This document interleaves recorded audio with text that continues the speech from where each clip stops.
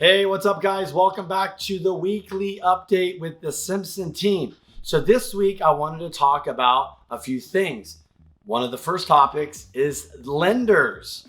So what's happening in our world is, unfortunately, this past week, a few lenders have closed their doors, causing a little bit of shockwaves through the industry. The rumor has it there's more to come. So obviously, who you work with matters. What their balance sheet is. And unfortunately, a lot of these lenders got caught up into the non-QM, having issues selling their loans on the secondary market. And with the rise of interest rates and, cost of running their business and volume being slowing, people are just not seeing that revenue. And so some lenders are having to shut their doors and make that tough decision where they're going to have to just, stop business because it doesn't make any sense at all.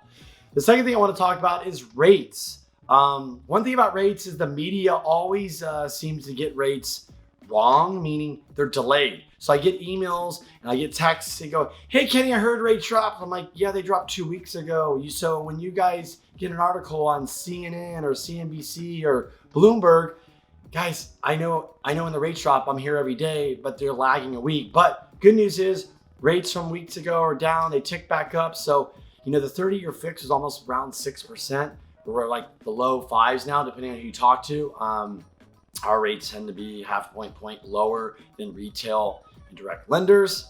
Also, I wanted to talk about buyer's market and inventories picking up. Yes, I'm sure you guys are well aware. If you own a house, looking at houses, that is the talk of the town. Inventory, for example, year over year in San Diego is up 25%, not much. Some places like Riverside County or other parts of the country, they're up 60, 70, 80%. So what does that mean? Price cuts, seller credits, rents are even coming down, I'm hearing too. So you know what? If you're a buyer, it's looking good. So if you got to have a higher rate now, don't stress about it. You can refi out later.